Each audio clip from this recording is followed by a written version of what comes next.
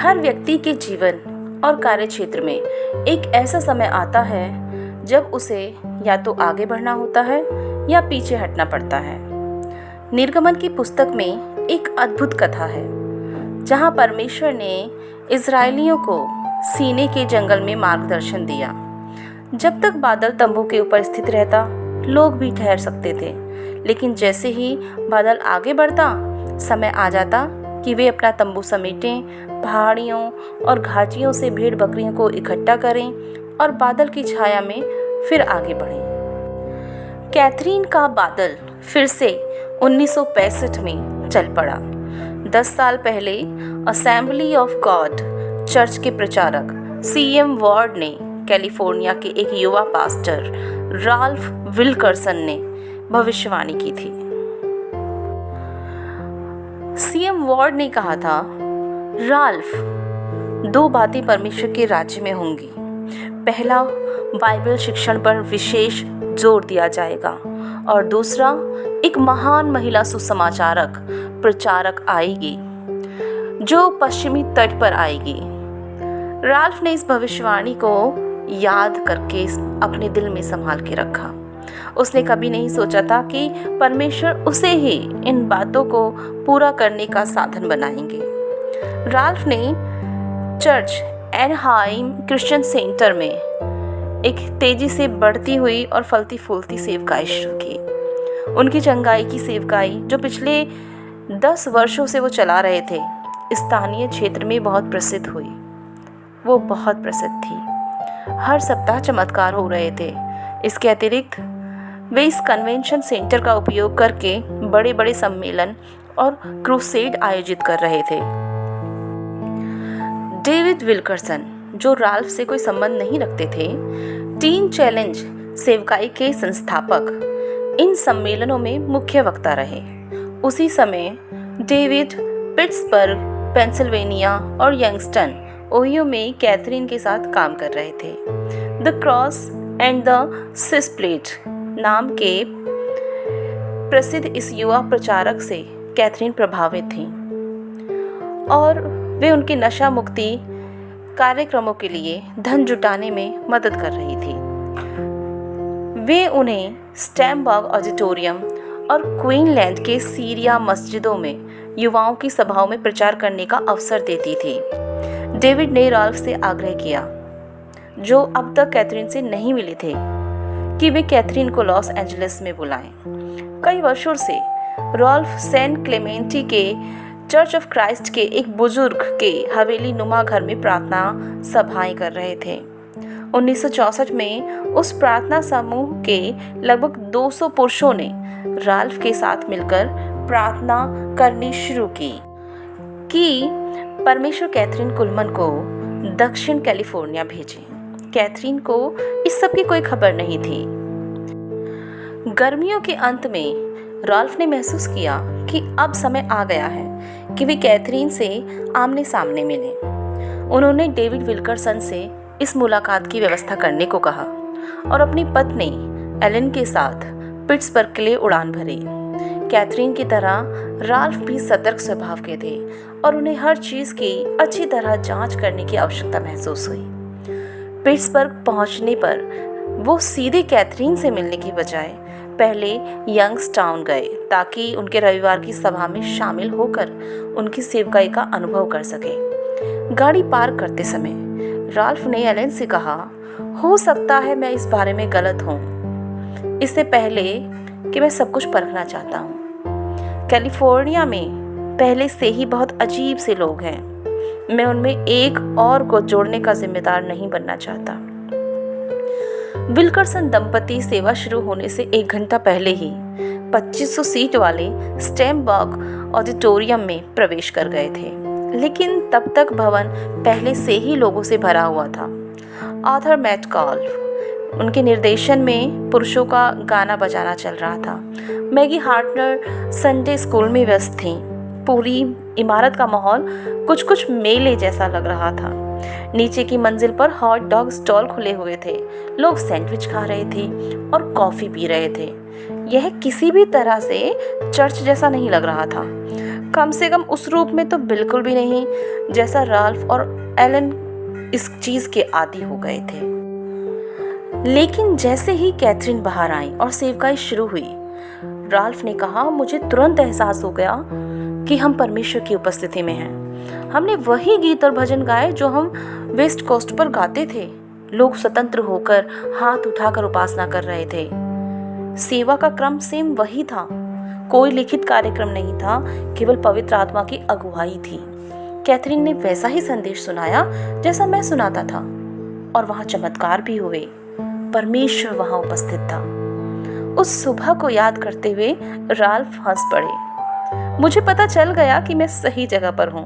और जब हम खड़े होकर गा रहे थे और मेरी ठीक सामने लगभग 300 पाउंड वजन वाली एक महिला पवित्र आत्मा में गिर गई और पीछे की ओर लुढ़क गई, वह लगभग मुझे कुचल ही देती। अगले दिन राल्फ पिट्सबर्ग शहर की गलियों में घूमते रहे। वे एक व्यापार से दूसरे व्यापार में जाते और लोगों से पूछते रहते कि कैथरीन कुलमन के बारे में आपके क्या विचार हैं। उन्हें हर जगह लगभग एक जैसी ही प्रतिक्रियाएं मिली। लोगों ने कहा, देखिए एक बात तो तय है, उन्होंने बहुत से शराबियों की मदद की है। कुछ बोलते, क्या आप जानते हैं कि उस पुरुषों के जो मंडली है उसमें कई लोग पहले शराबी थे। मेरी पत्नी उनकी सभा में चंगी हो गई थी। हम शुक्रवार की सुबह अपनी दुकान बंद कर देते हैं ताकि हम उनकी चंगाई की सभाओं में जा सकें और चमत्कारों को देख सकें। इन सारे प्रतिक्रियाओं से प्रभावित होकर राल्फ और एलन अंततः कार्लटन हाउस दफ्तर पहुंचे, जहां कैथरीन की सेवकाई संचालित होती थी। वहां राल्फ ने अपना विचार साझा किया और उन्हें लॉस एंजलिस आने का निमंत्रण दिया। उसे पूरा विश्वास है कि परमेश्वर से बात कर रहा है, और यह बात उसने कैथरीन को बताई। लेकिन कैथरीन हंस पड़ी। मैं क्यों आऊं? मेरे पास तो यहाँ पिट्सबर्ग में भी बहुत से लोग हैं, और इसके अलावा आपके वहाँ बाहर तो सिर्फ हॉलीवुड की चमक दमक भी है, एक कब्रिस्तान है, और मैं तो मिसौरी की एक छोटे से शहर की लड़की हूँ। मुझे आपके इस प्रस्ताव में कोई दिलचस्पी नहीं है। लेकिन राल्फ को पूरा विश्वास था। उन्होंने कहा, मुझे लगता है जब आप इस बारे में प्रार्थना करेंगे तो आपका विचार बदल जाएगा। मैं वापस जाकर हमारे लोगों से कहूंगा कि वो और गहन प्रार्थनाएं करें। 1965 की शुरुआत में ओरल रॉबर्ट्स ने क्वींसलैंड ओहियो से एलन विल्करसन को फोन किया। वे वहां एक क्रूसेड चला रहे थे। उन्होंने बताया कि उनके ऑर्गन वादक की मां का निधन हो गया है और उन्हें तुरंत किसी की जरूरत है जो सभा में ऑर्गन बजा सके। उन्होंने एलन से कहा कि हालांकि समय बहुत कम है, पर क्या वे कुछ समय सब कुछ छोड़कर क्वींसलैंड आ सकती हैं। एलन ने यह बात राल्फ से कही। उन्होंने सहमति दी, लेकिन साथ ही जोर दिया कि एलन वहां से पिट्सबर्ग जाएं और एक बार फिर कैथरीन को कैलिफोर्निया आने का निमंत्रण दें। जब तक वह मान न जाए तब तक वापस मत आना, उन्होंने कहा। एलन पिट्सबर्ग पहुंची और कैथरीन के फॉक्स चैपल स्थित घर में रही। हर रात वे घर फोन करके कहती, राल्फ वह अभी भी आने से इनकार कर रही है। हर सुबह वो कैथरीन से कहती, कल रात मैंने राल्फ से बात की। वह अब भी जोर दे रहे हैं कि परमेश्वर चाहता है कि आप कैलिफोर्निया आएं, और कैथरीन का जवाब हमेशा एक ही होता, मेरे पास यहाँ बहुत काम है, मैं इस सेवकाई को और फैलाना नहीं चाहती। लेकिन भीतर ही भीतर कैथरीन जानती थी कि बादल चल पड़ा है। केवल इसीलिए ठहर जाना कि वह आरामदायक स्थिति में थी, इसका अर्थ होता है पवित्र आत्मा के साथ उनका संबंध खोने का जोखिम। उनके पास कोई विकल्प नहीं था। चौथे दिन उन्होंने एलन को अलग से बुलाया और कहा, ठीक है, मुझे लगता है यह परमेश्वर की ओर से है।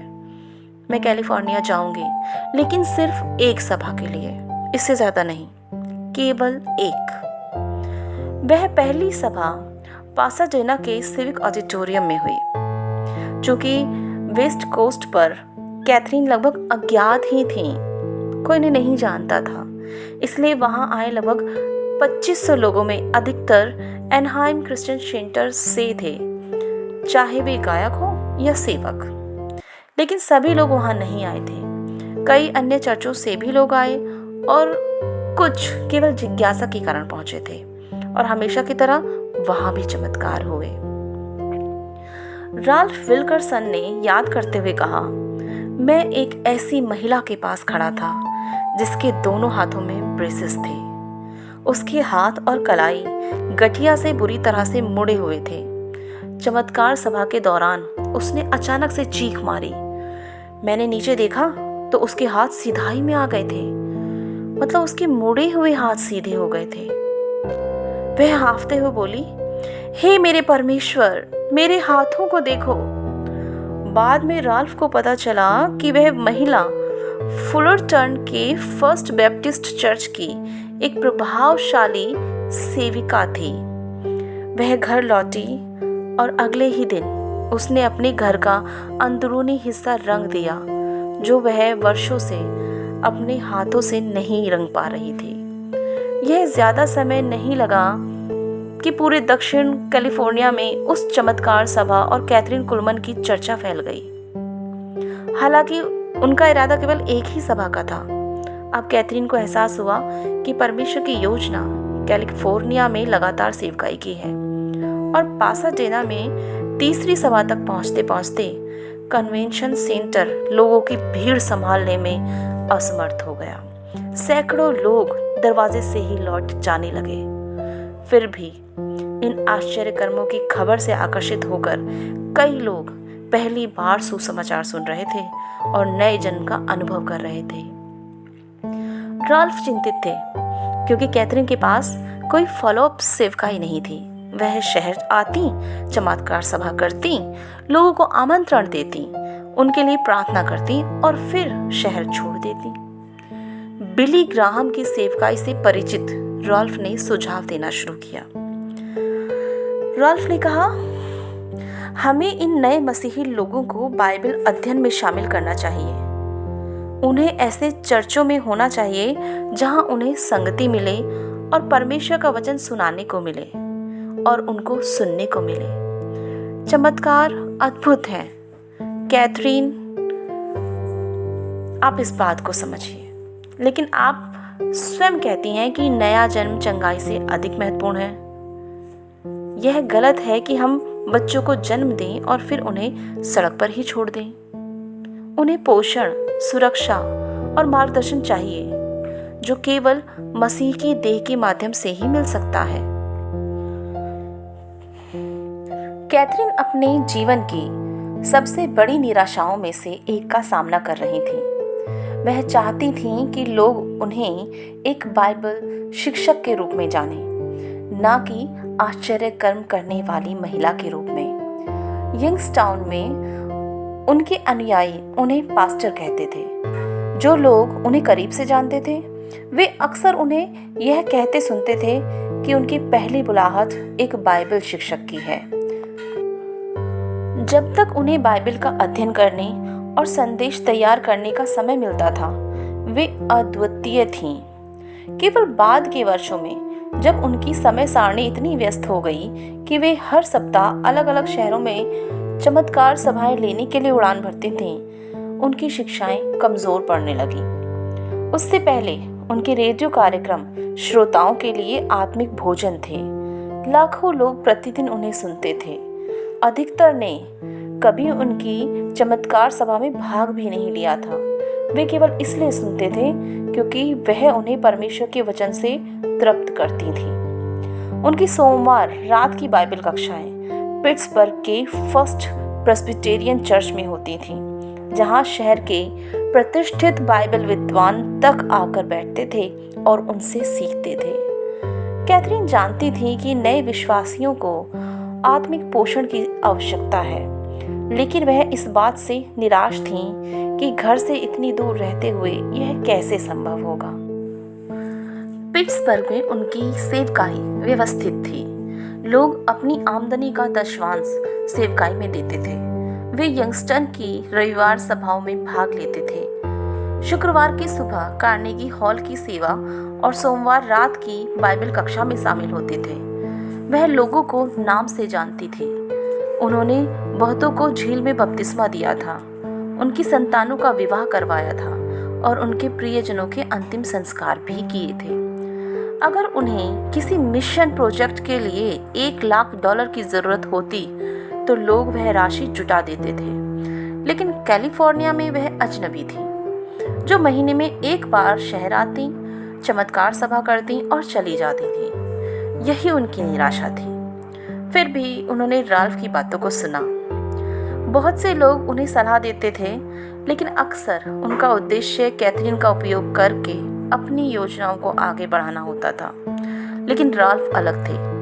वह एक सफल पास्टर थे, इसलिए कैथरीन ने उनके सुझाव को मानने की इच्छा जताई। कम से कम एक बार कोशिश करने का निर्णय लिया। राल्फ ने उन्हें डॉक्टर चार्ल्स फारा से मिलवाया, जो एक प्रेस्बिटेरियन धर्मशास्त्री थे और नेविगेटर्स नामक शिष्य प्रशिक्षण संस्था से जुड़े हुए थे। इस संस्था का उद्देश्य नए विश्वासियों को परमेश्वर का वचन सिखाना था। राल्फ के सुझाव पर कैथरीन ने डॉक्टर फारा को पश्चिमी तट पर अपनी फॉलोअप सेवकाई संगठित करने के लिए नियुक्ति दी। विचार अच्छा था, लेकिन दुर्भाग्यवश कैथरीन अपने हिस्से की प्रतिबद्धताओं को निभा नहीं सकी और अंततः इस पूरी योजना को खुद ही कमजोर कर दिया। डॉक्टर चार्ल्स फारा ने पश्चिमी तट के सबसे प्रभावशाली इंजील सेवकों का एक बोर्ड बनाया। सभी कैथरीन की सेवकाई को लेकर उत्साहित थे। उनका मानना था कि कैथरीन को परमेश्वर ने चुना है ताकि पश्चिमी तट के मसीही लोग पवित्र आत्मा को और गहराई से जान सकें। उन्होंने यह ठाना कि हर चमत्कार सभा में जो सैकड़ों नए विश्वासी जुड़ रहे थे, उन्हें परमेश्वर के वचन में स्थिर किया जाए और स्थानीय चर्चों में संगति दिलाई जाए। कई स्थानीय पास्टर भी इसमें शामिल हुए। उन्हें इस कार्य में अवसर दिखा कि चमत्कार सभाओं के माध्यम से दक्षिण कैलिफोर्निया के चर्च मजबूत होंगे। कैथरीन ने इन पुरुषों को एक बड़े नाश्ते की बैठक के लिए बुलाया। उन्होंने उनकी योजनाएं सुनी, सहमति जताई और हर बात में सहयोग का वादा किया। बदले में इन सेवकों ने भी प्रार्थना करने, सेवकाई को बढ़ाने, अपने लोगों को सभा में लाने और स्वयं उपस्थित रहकर मदद करने का वचन दिया। यह सब कुछ एक आदर्श व्यवस्था जैसा प्रतीत हो रहा था। 400 से अधिक प्रशिक्षित परामर्शदाताओं को सेवाओं और फॉलो बैठकों के लिए चुना गया।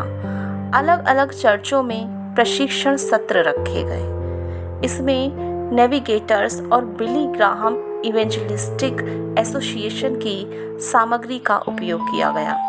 योजना कुछ इस प्रकार थी। सभा के दौरान वे परामर्शदाता आगे आकर लोगों से मिलेंगे। जो भी व्यक्ति आमंत्रण स्वीकार करेगा उसे एक परामर्शदाता दिया जाएगा। सभा के बाद नए विश्वासियों को एक कमरे में ले जाया जाएगा और उन्हें शिक्षा दी जाएगी। एक नया नियम दिया जाएगा और उन्हें जानकारी कार्ड भरवाया जाएगा। अगले सप्ताह स्थानीय चर्च का प्रतिनिधि उनसे संपर्क करेगा। पूरे शहर में बाइबल अध्ययन समूह बनाए जाएंगे, विशेषकर नए विश्वासियों और उन लोगों के लिए जो कैथरीन की सेवकाई में रुचि रखते थे। लेकिन केवल एक ही सेवा के बाद कैथरीन ने अलग प्रतिक्रिया दी। शायद उसे लगा कि कुछ पुरुष उसकी सेवकाई पर अधिकार जमाने की कोशिश कर रहे हैं। शायद उन्हें बदलाव, विशेष रूप से सभी परामर्शदाता जो वेदी पर आगे खड़े हो जाते थे, वो पसंद नहीं आया। लेकिन सबसे संभावित कारण यह था कि उन्हें लगा वे इस्तेमाल की जा रही थी।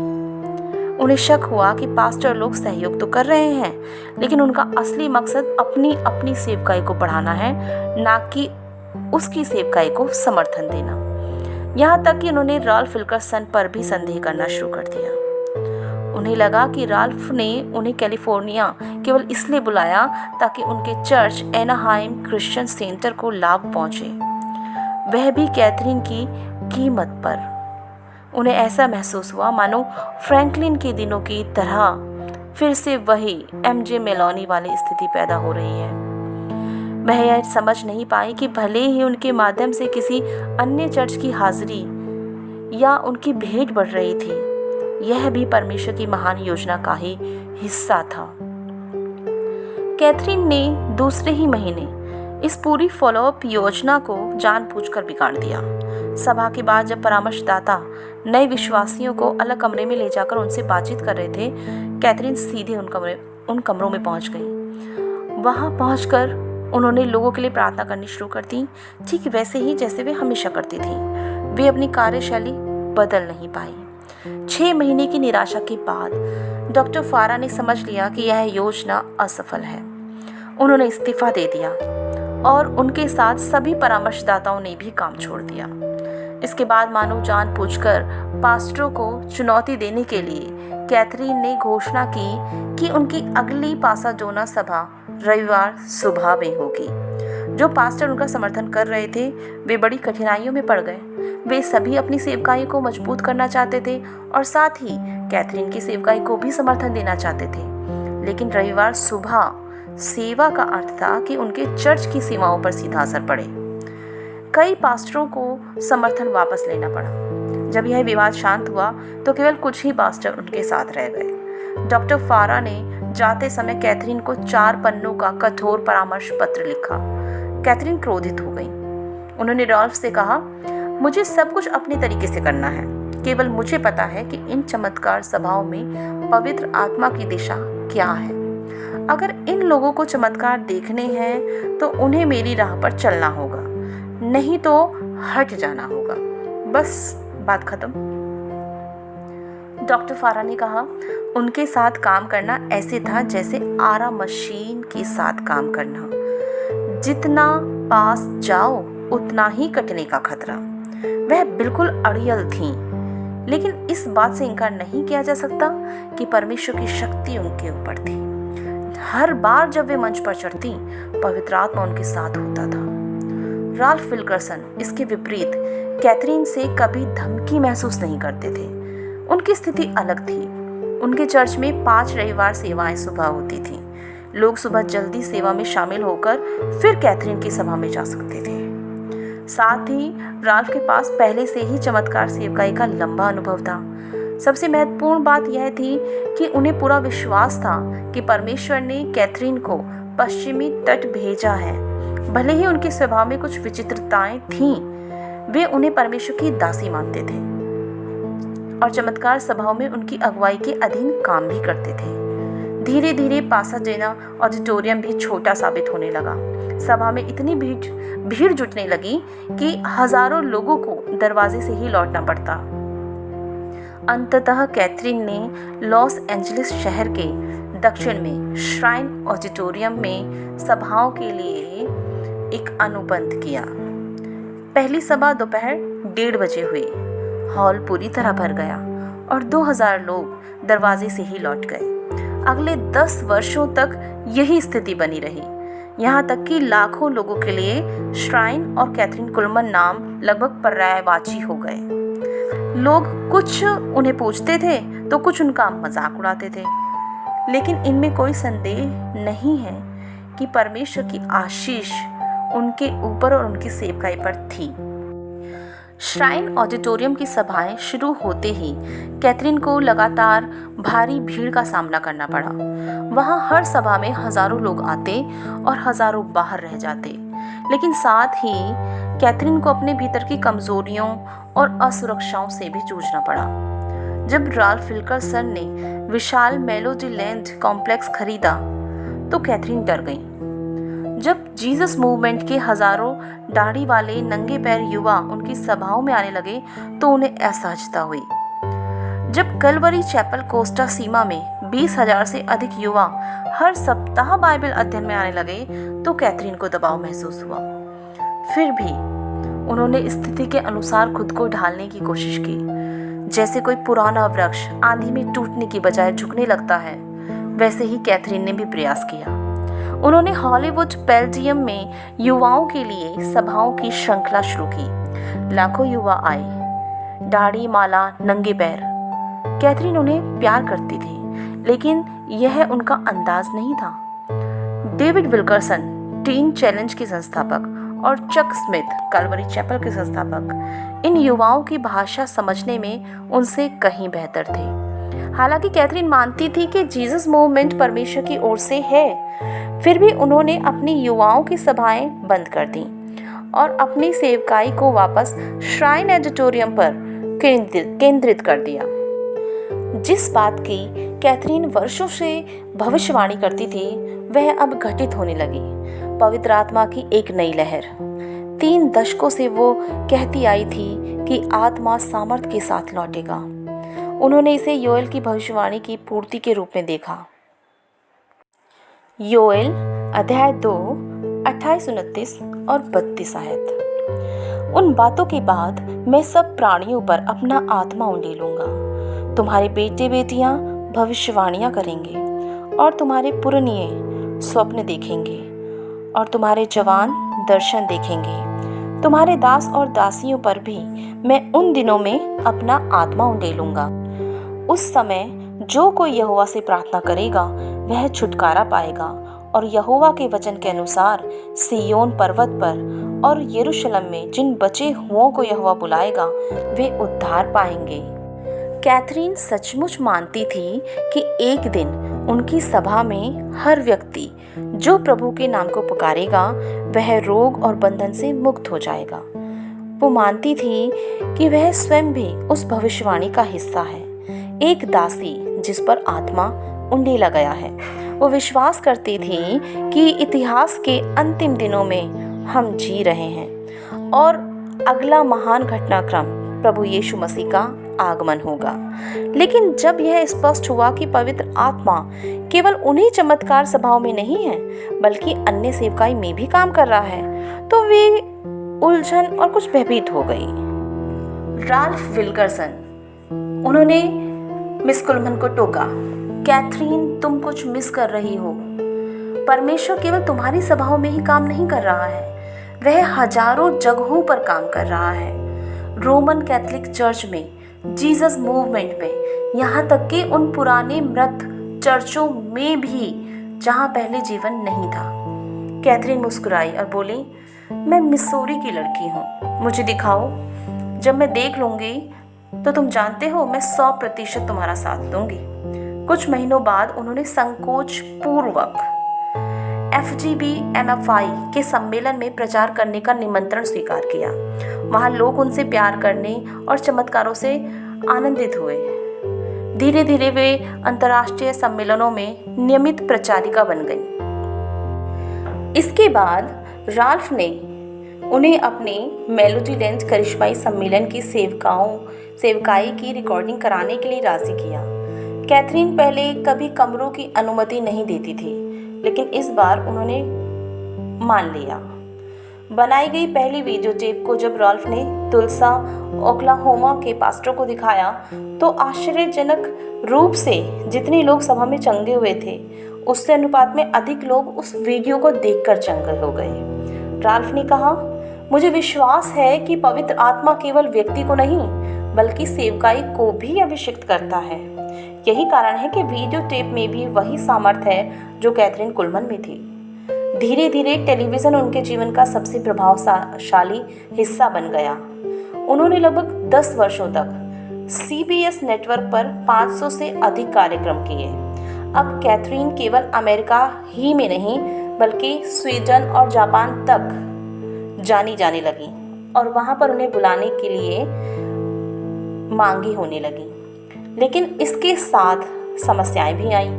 कैथरीन कुलमन फाउंडेशन का एक उद्देश्य मिशन कार्यों को सहयोग देना था। विदेशों में उन्होंने 20 चर्चों का निर्माण कराया था। अफ्रीका में 5, मध्य और दक्षिण अमेरिका में 9 और एशिया व भारत में 6। लेकिन टीवी मंत्रालय का खर्च मिशन फंड से कहीं अधिक हो गया। 1972 में जहां फाउंडेशन ने लगभग $5 लाख मिशन को दिए, वहीं रेडियो और टीवी सेवकाई का खर्च $15 लाख तक रहा, बल्कि इससे अधिक रहा।